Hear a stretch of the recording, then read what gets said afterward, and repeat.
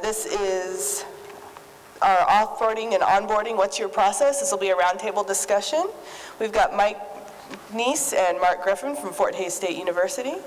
Got John Kiefler from Pittsburgh State University, Larry Hayes from Emporia State University, and Brett Morrill from Wichita State University. They're going to have an open question time at the end where they'll throw this at you if you have some questions, so keep that in mind. Oh, and don't forget to fill out your survey on the SCED app. Okay, can you hear me? Kind of, sort of? No? No? You want us to point this to you? Might have to. Hello? He's gonna work on it. Keep talking. Hey, Nathan, are you out there? Is it on? Look on the display there. I can't say I turned it on. Expecting we'll be able to see. Here.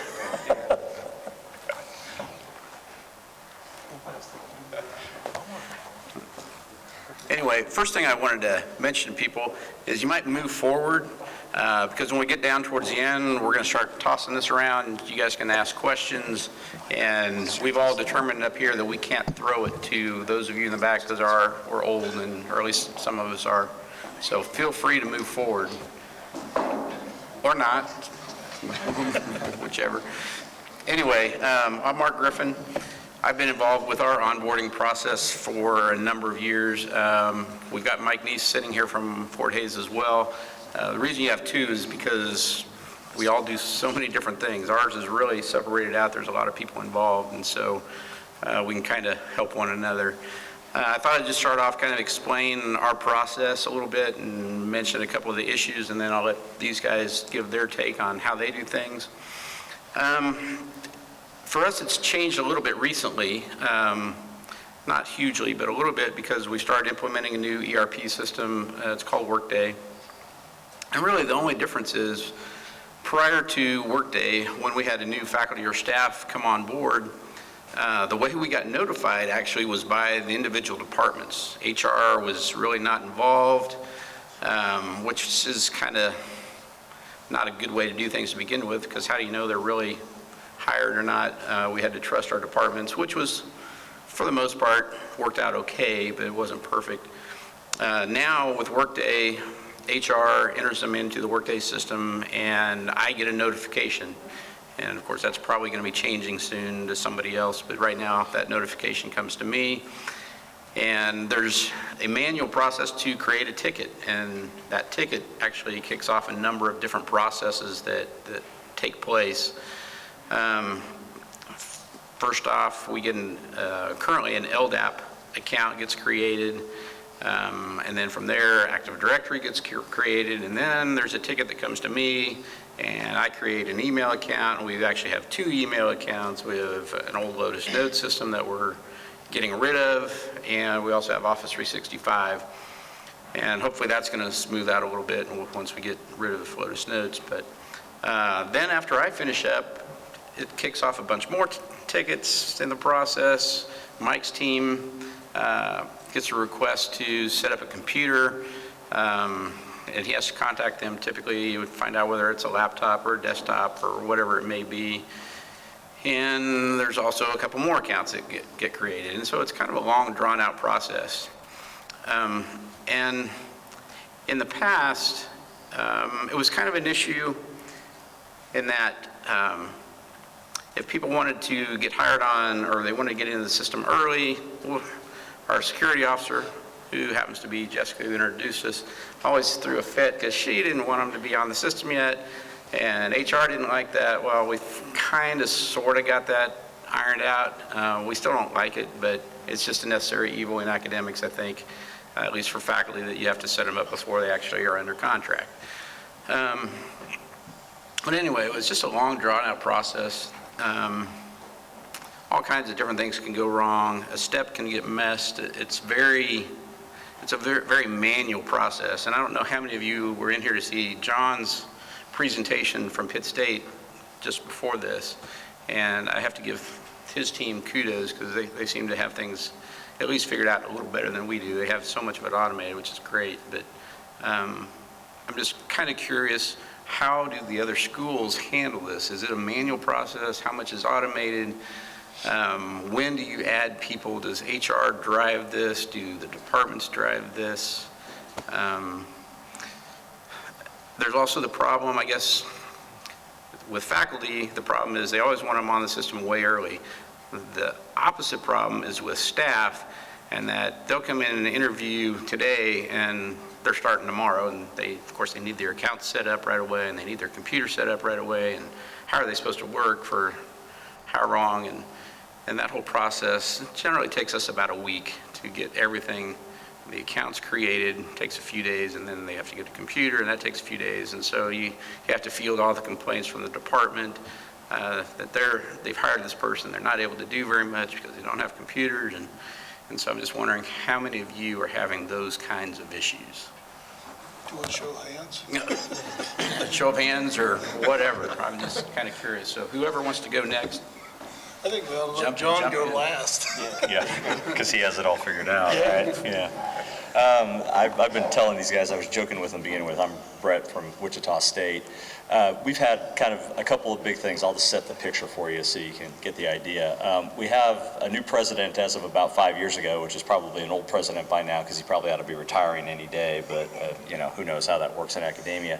But when he came, he had this great, I'd call it the mythical relative who tried to come and enroll as a student, and then they were told we have to come back tomorrow before we can admit you, and there was all this stuff going on, and they couldn't have their accounts and blah, blah, blah. No one ever really knew if it was a relative or not, or whether he just made this up, but the bottom line is it caused us to jump to try and figure out how do we provision students quicker. About 6 months ago, we got a new HR director who came to us from a big corporate medical organization in town. And of course, the way they work magic with their IT department is awesome. And so, it's like, why is it taking you guys so long, and what's going on? And, how much lead time do you need? Well, provisioning accounts for people really doesn't take that long. It's how do we get notified? And so we're starting to look at how do we trigger off of the employee system so that we know the employees, you've actually hired somebody, and what does that mean, and how do we get them out there? I liked a lot of what John did because I sat through his presentation of how do we group things so that they have that. We also have the added kink on our campus. I'm sure a lot of you have heard, we took an old golf course that was part of the university and are now converting it into buildings. And so back in December, we had our first, what we call, quote, innovation partner end up on campus, and that was Airbus. And so we had about 300 employees from Airbus show up on our campus. How are we supposed to get those people, access to things? Because there were deals made for contracts that ITS was never in. And so a lot of the thinking with the upper levels was, well, you just give them a shocker card and they've got access to everything, right? It's that simple. And the shocker card guy who hands out the cards is thinking, oh my God, you guys haven't talked to IT yet, and so there was this panicked moment, and about 3 months before they actually moved into their building, we were brought in to figure out how to integrate them into our environment too, which was real entertaining.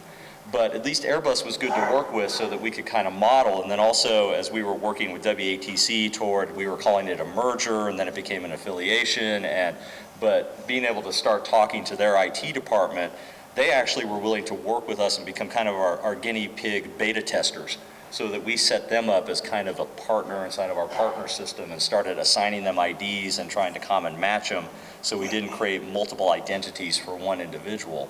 And then Airbus was willing to work with us, and they actually provided us enough data that we could common match and put them in there, and then actually created something inside of the portal that gave them access to, here's some of the services that you guys could have access to right now. And so as we started building that model out, we're starting to look at how do we do that for employees? What does that look like? And how do we do that, extend it for the students and around those areas? The biggest hang up that we've had though is, ordering computer equipment. I mean, we have about 3 standard models with Dell, about 3 standard models with HP. There's probably about 3 standard models from Apple, but now we're already up to 9 different versions of things that you could get. But I'm the special snowflake employee faculty member that needs this special machine. And when this new HR director is, why can't they have a PC if we notify you 2 days before? Well, contact Dell. I mean, I had a situation with my programmers who had been there for a while with a 7-year-old machine my boss, the CIO, was like, get her a new machine, actually told the director that orders that, have them ship it priority. They ordered it on a Wednesday. Dell said it will be in your office on Friday. It showed up the following Tuesday. That's what priority does for you. So it takes time to get that stuff there. Of course, then they want to solve the problem by telling you, well, why don't you guys just have one standard model and have them in inventory?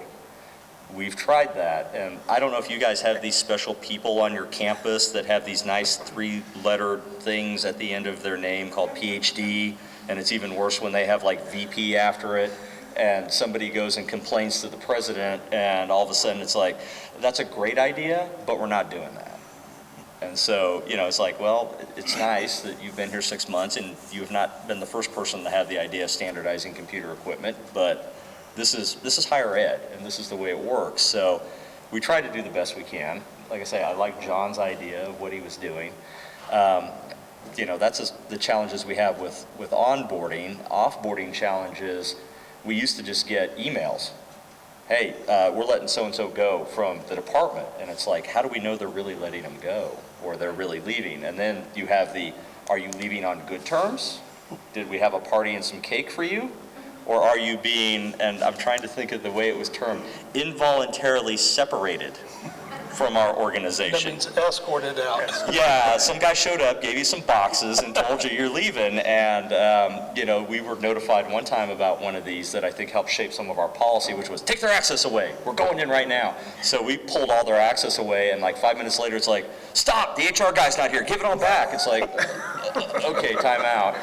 Yeah. So we have standardized on the person from employee relations who primarily handles these involuntary separations, does send us an email, does notify our CIO, and then our CIO, because those guys know this is the agreement, will then say, okay, here it's going out to the group of people that control AD access and access to some of our other cloud systems where we have to shut things off to start that process of taking away that access. If you do separate from retirement or on good terms, though, generally we have a process that comes along every Monday and looks at those terminations in our HR system and will send out notification to the individuals that need to actually just shut off their access at that point. So it does hang out there a little longer. It's not as great as if they retire on a Tuesday. They're probably going to have some latent, access for about 7 days or so, but on the other hand, they're probably not going to go in and do anything too damaging, unlike the individual that we're telling them, we're no longer using you at the university. So, I'm Larry Hayes. I'm from Emporia State University. Brett wanted me to ask the question, how many HR folks do we have in the crowd? Please hold your hands up, because that may determine the direction of the discussion. I think it's too All late. right. I think I stepped in, I think you're already in trouble with your HR folks. especially if it's being recorded. That's true. I forgot about that. Yeah. Well, when I was asked if I wanted to participate in a panel discussion on employee onboarding and offboarding, I said, absolutely, because I wanted to see what I could learn from this cast of all-stars here, because we ain't got it figured out.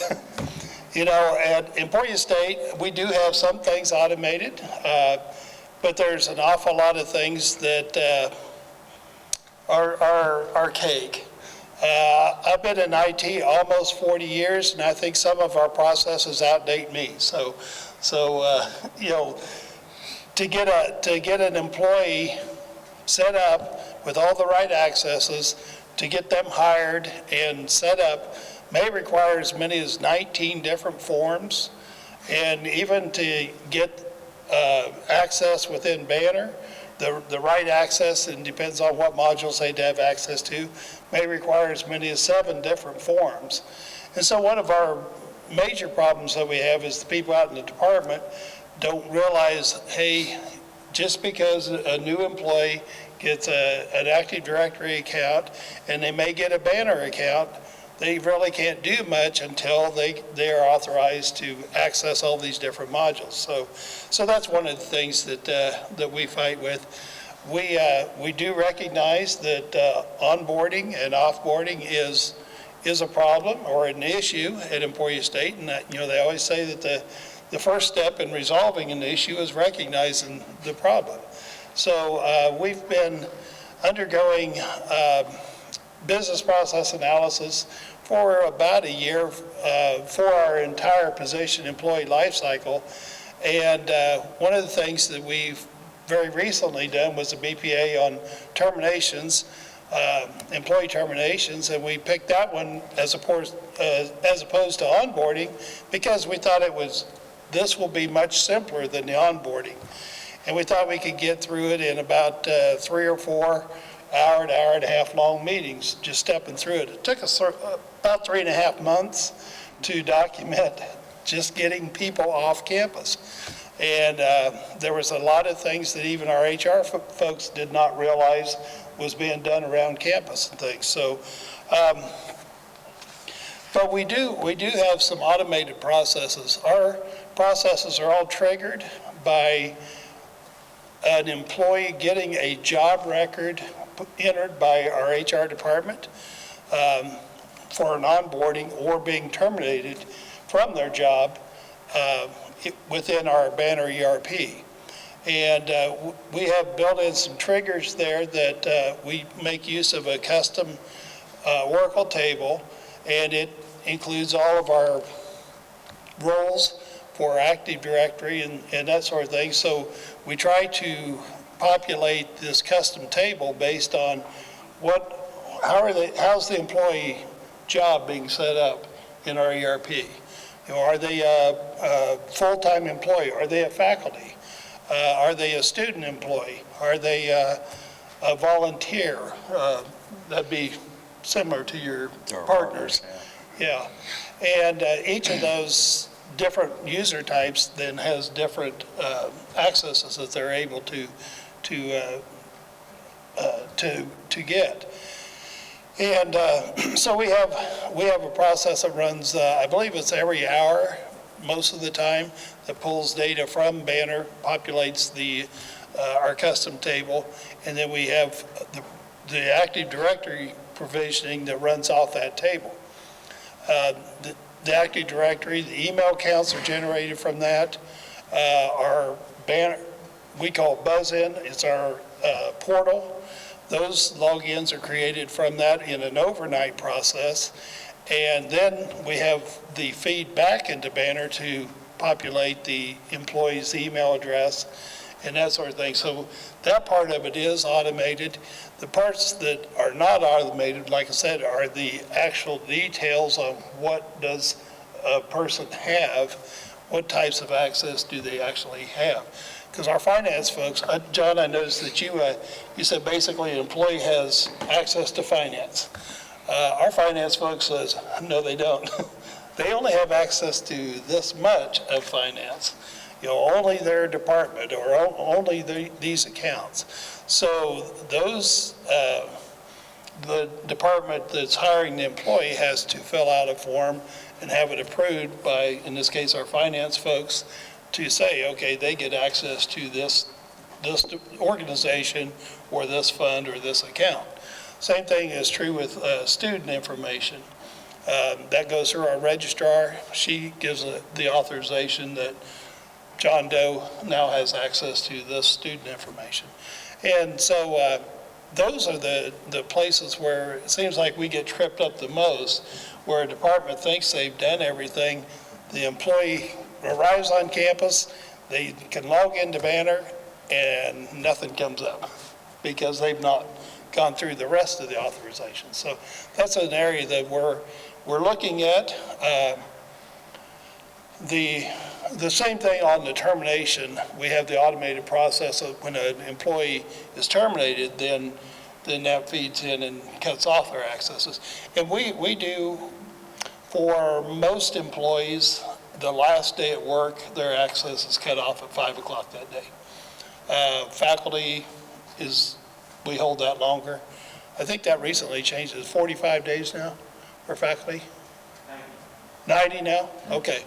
It recently changed. I couldn't remember what it was. So faculty members are treated a little differently. We also have this faculty member wants to work on his classes 6 months before he gets here, so we do have manual processes that we can put people in even before their contract is here. But it's, you always have that tension between the convenience of the faculty member wanting to work on his stuff all summer and the security part that says, well, you don't have a contract, you don't have a relationship yet with the university. So that's always that tension that we deal with. Mike, you want to? Well, I'm not going to really say much because Mark kind of covered it for us. I'm on the other end of things, really. I get the phone calls that say, hey, I can't do this. And I have to try to figure out, okay, are you enrolled? Like right now, like recently, since summer school just started, we have kids calling in and saying, hey, I can't get to Office 365. And I'm like, oh, you just need to wait another hour. You just enrolled, you know, and they can't get on Blackboard. And it takes about, I think it's 2 hours for our Blackboard to pop in. It's like, just wait 2 hours, you know. Of course, the one guy that called me, it was midnight where she was, so she's like, I don't want to wait 2 hours. You know? But, so those are the calls we've been getting lately. And, you know, it's such a complicated system. We started a flow chart of it so that we could try to figure out, because we had, at Fort Hays, we had to come up with some of this stuff pretty quick when we took on Office 365 mainly and changed our email and all that. That forced us to get more organized here. And it's still a work in progress, but it's a lot better than it was. So I'm not going to go on much. I guess we're going to get close to open up for questions, but I actually probably may. John, Well, we can, but I have a question for John, actually, since the mic's pointed my way. Are you part of the Adobe contract? Yeah, we have Adobe Creative Cloud. Yeah. So like, you know, what I noticed with the Adobe Creative Cloud, we're doing it manually. Oh, thank you. You know, we do it manually where you have to, I don't think it's that word. You know, where you got to do the spreadsheet thing and all that. Are you guys integrated with Adobe? We haven't integrated it into our identity system yet because I think what we're actually doing is our technicians create installer packages of it and just install it. That's how we're doing it. They're not doing the named user? They're not doing the named users as far as I know. There's a few of us who have that access, but I don't think we've rolled that out to campus. I'm not sure we have plans to anytime soon. I think you got that option to create a differently configured package for every department or something in there, and they're doing that right now, just setting it up for who needs it. So. Well, we put that as part of our offboarding. I guess this is okay.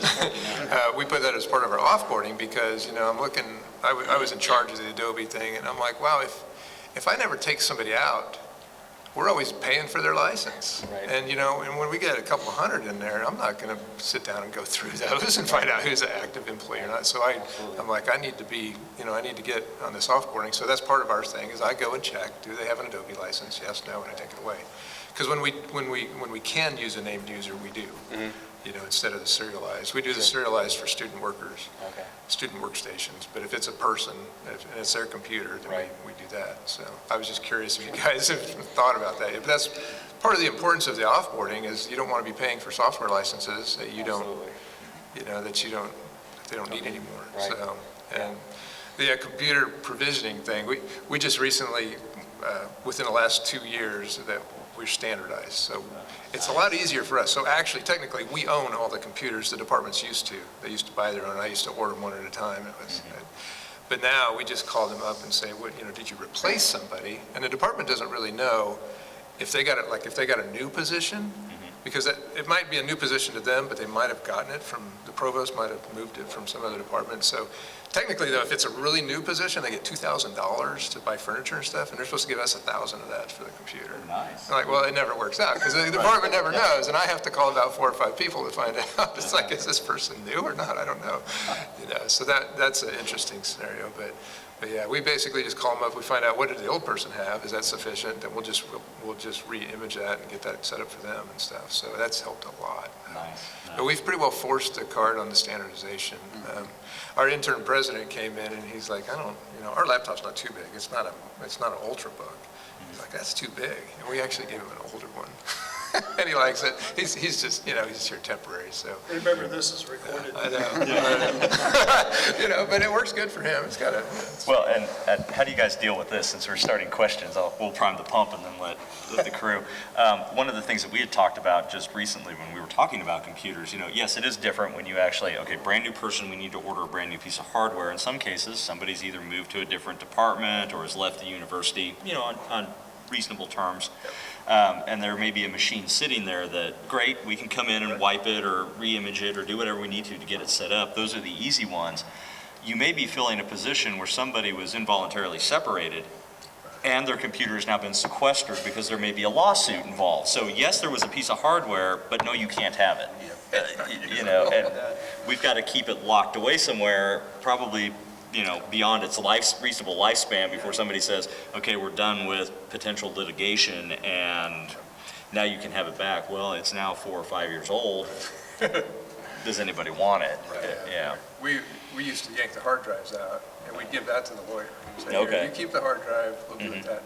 But now if anybody has a Surface Pro, you can't yank the hard drive. Exactly. So that's a problem. But, yeah. John, I guess we kind of skipped you. Yeah. Sorry. Oh, you're good. I won't rehash everything I talked about in my presentation because a lot of the people, who are in that are here still.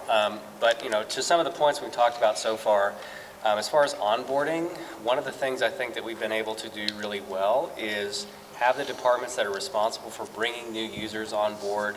So our HR department, our registrar, with students, but that's really mostly the system, and then our library, who brings in community patrons, which is a little bit, of a wild card there. We've gotten them to utilize our identity system.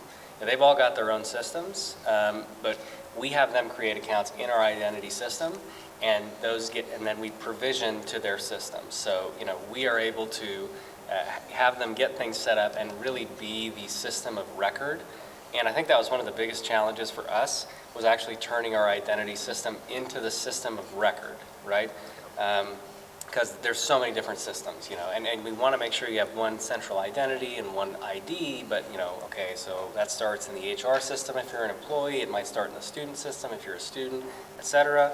But I think we've been able to get people kind of oriented to, we're going to start in our identity system, which gives us a lot of control of the process from the start.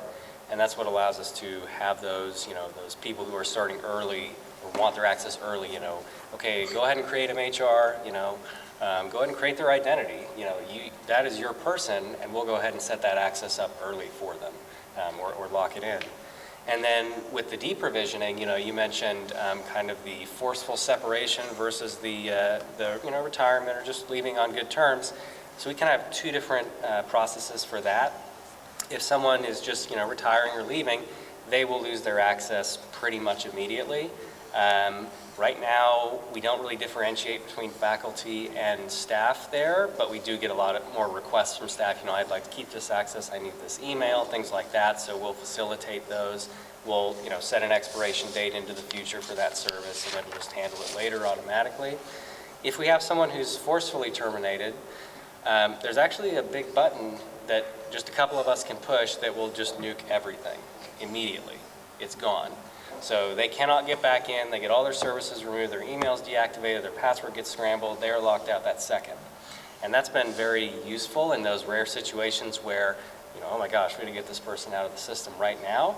Because when it's, okay, we got to go over here and do this, we got to go over here and do this, what if we miss something and something bad happens as a result of that? So thankfully, we don't have to use that button very much, but we've been able to build that option in since we've automated so much. So that's been really useful for those types of situations. Is that button red?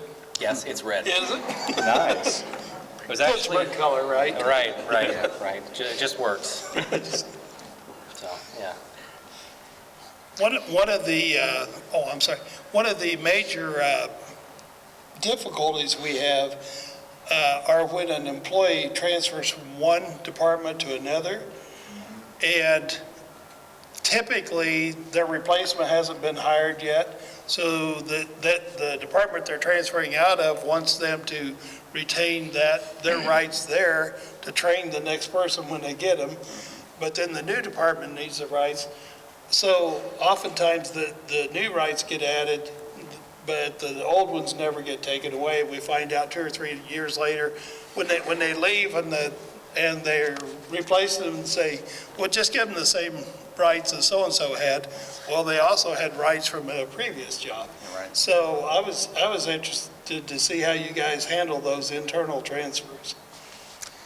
Right now, we do at least get a notification from Workday that they are moving, so we do get a notification. But it's still kind of a manual process for setting those permissions, and I would say yes, in fact, we probably do have that problem. I mean, we'll make the initial changes, and if it's a straight transfer, it's easy. I mean, but if it's, like you said, they still need access to their old stuff and they want to the new, then you set that and you don't get another notification, hey, you need to get rid of these. I mean, once in a while, a department might notice it and tell you, but I would say 80% of the time, it never happens.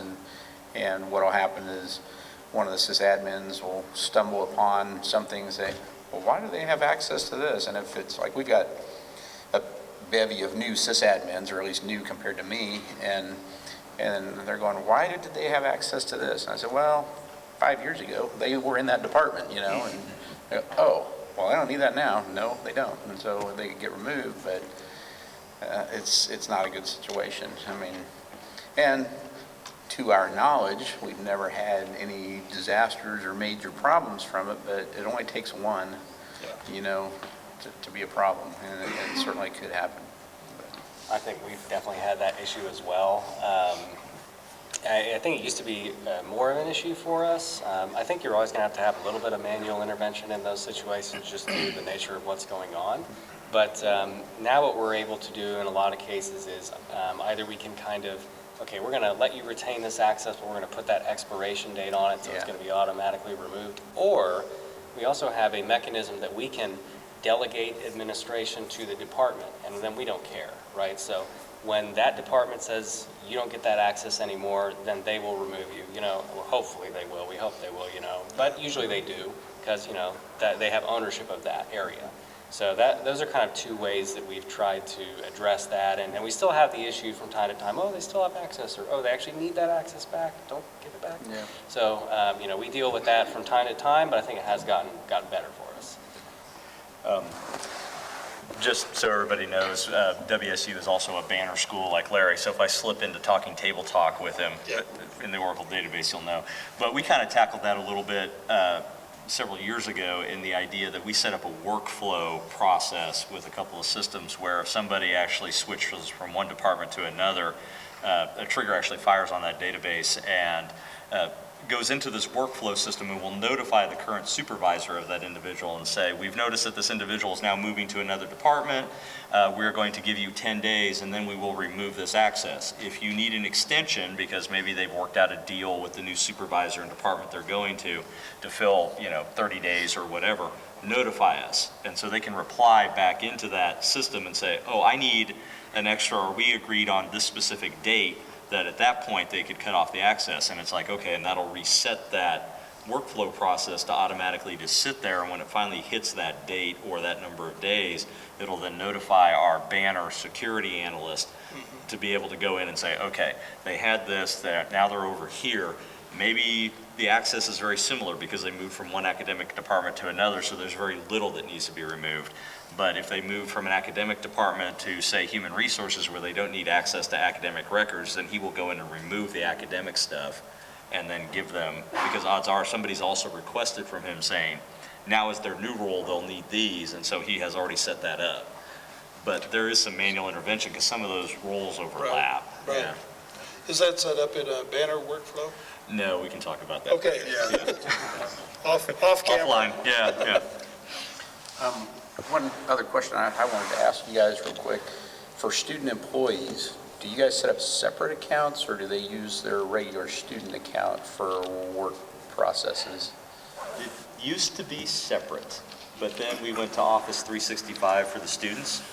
And my understanding is they really can just have one mailbox. And so I think right now, don't quote me on this because I'd have to know for sure, but I believe it's just one mailbox where everything goes to, and that can be somewhat problematic. Now, I know the students that have worked in ITS, like we had one that actually helped out with the front desk. We actually set up an ITS student account that person could log into so that she could keep the email that she was doing for us for business separate from her account that she was using for all of her academic activity as a student. We keep them the same. It's the same account. We've made a user type of student employee in our identity systems that allows them to kind of get a few extra services that they wouldn't necessarily have. And if they need additional roles to that, like some students get that Pitt State email that's the same that an employee has if they're a student employee. So we'll just, add that to their account and they'll lose it when they leave. And then there's some situations like our student help desk where they need some extra access. And, we actually delegate that to the folks at the help desk. And then when they have someone come on board, they can just add that extra access and remove that extra access whenever they need to, based on what the student needs to do. At Employee State, we currently have separate accounts, and, there's pros and cons either way. Right. Because it does make it very easy then to separate, this is your work account, this is your student account. We will be moving to Office 365 for our student accounts, and I don't know, I'm not sure what our direction is regarding student accounts then on that. Okay, to be determined. Check back with us next check. Should we take questions from the audience? You guys? Yes. Throw it away. They claim you can't break it, I don't know. My question is about those adjunct faculty that come and go and come and go, and when they go, we may not know. So do we leave their access temporarily just suspended, or do we terminate them? I guess I'm curious about I'm here at Fort Hays, and I kind of know how we handle that, but we might expand on that a little bit and see what the other schools are doing.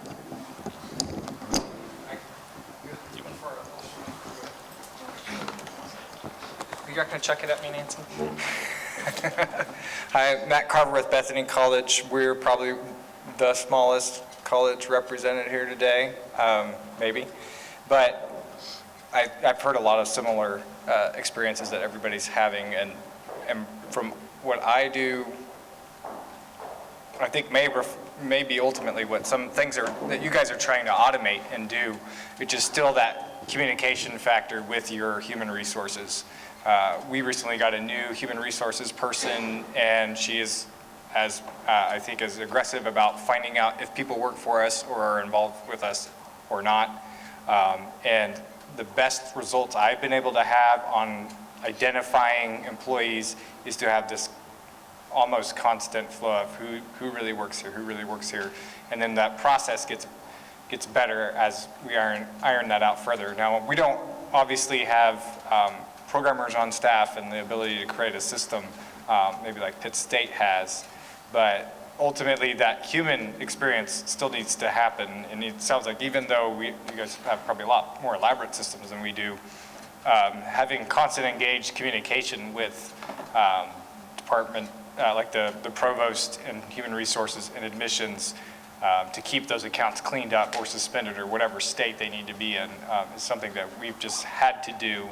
And it sounds like it's kind of similar even if you're D1 or D2 school. So anyway, that's been where I found the most success for us, is to just keep at it, keep talking to those people that ultimately know, did they get hired? And I think down the line, if you keep those relationships healthy and continuous, if you ever got audited for compliance, you'd be in a lot better situation, whether by avoiding keeping people in gray areas or in partial employment states. It's one of my pet peeves. It's like when somebody becomes an adjunct or leaves and bounces back and forth. As far as I'm concerned, you're employed or you're not employed, and I'll recreate your account if you become employed again, because I don't want to have to deal with the conversation about staying in compliance.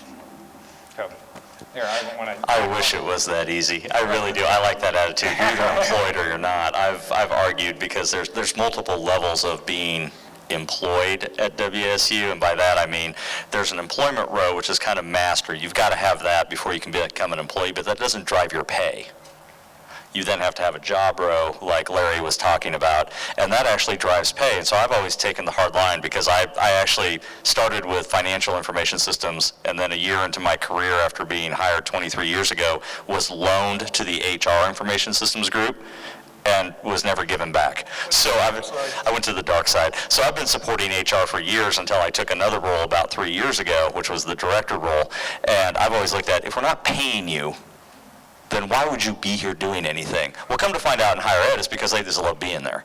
But to get back, I think our issue isn't necessarily, well, you're a lecturer and then your kind of time has expired and you're still hanging around. We kind of have the opposite, where your pay rows have expired, so you're not in pay status, but you're still active as an employee. And do we leave your accounts active? Do we not? Our registrar, because our HR department wants to leave it active from the standpoint of, we don't want to do another I-9, we don't want to do some of these other onboarding activities, which, okay, that's your business process. But now our registrar is up in arms, and we've been working on a process of, you are not actively paid to be in a class right now.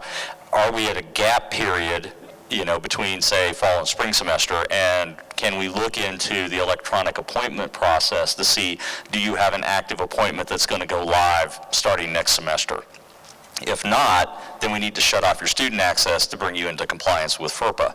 And, rightfully so, she takes a very strict interpretation of FERPA, because she's responsible on our campus for that, and she basically says, I'm trying to follow it, I'm probably over-aggressive on it, but I want to make sure these people have access to student information shut off unless they actually are in a paid status.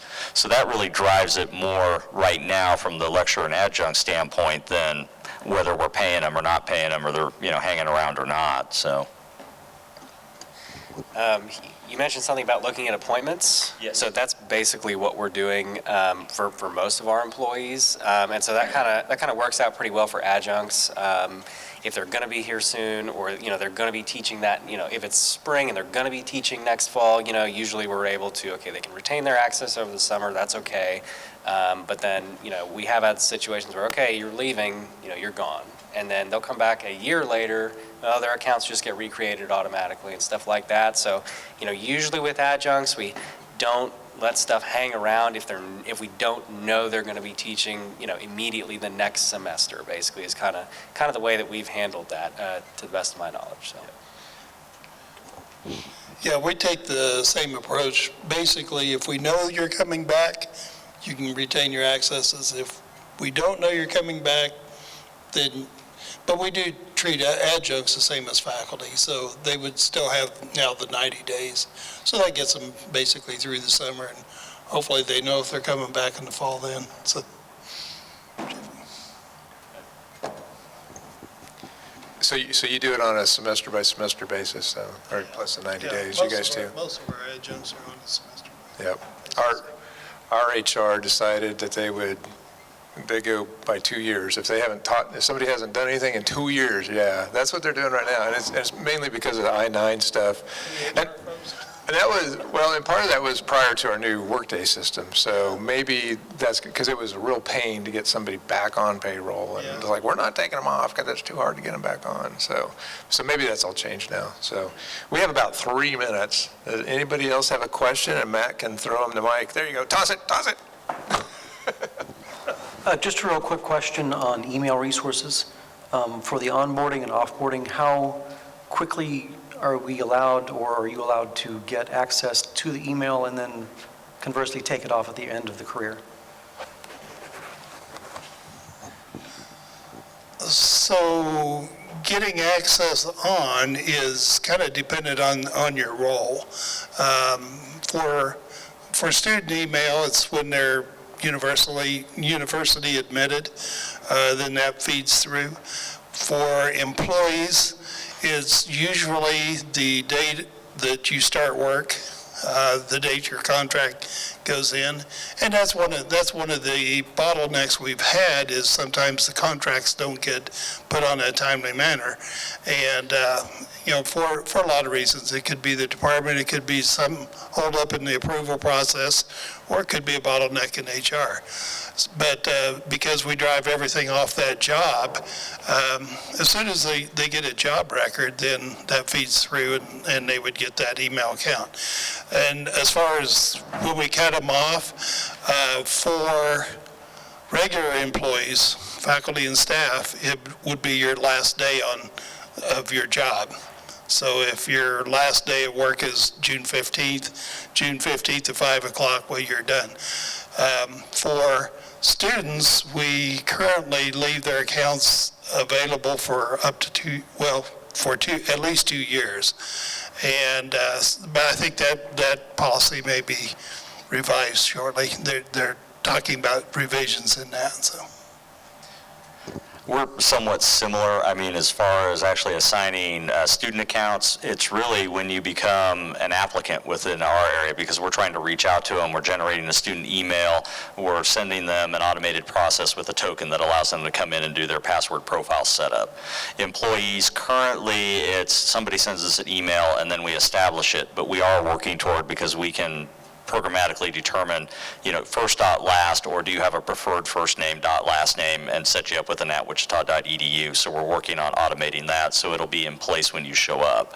As far as shutting them off, our provost and senior vice president is a graduate of MIT, and apparently at MIT you have email for life if you were a student and graduated. And so he wanted to do that at Wichita State, so we said, okay, you're the boss, we'll make it happen. And so with the Office 365, we actually have a shockers.wichita.edu as your extension. So all the students are created with that up in the cloud. If you retire from WSU, we migrate your mailbox to the shockers.wichita.edu, and you have a Shockers account for life. If you are involuntarily separated, as soon as we cut your AD access, that's usually the first thing we do, you have access to nothing, and then we can go in individually shutting everything off, including your email box, and you don't have access to it. And as far as I know, even if you leave on good terms but are not retiring but taking a job somewhere else, we do shut off your access. If it's not at the end of that day, you would show up on the termination report the following Monday, and that would be one of the things that would be shut off for you. We do things very similarly. I'll talk about shutting it off first, because we give students email for life too. And so we have a separate, gust.pittstate.edu. So we do the exact same thing. And for employees, it's a little bit interesting.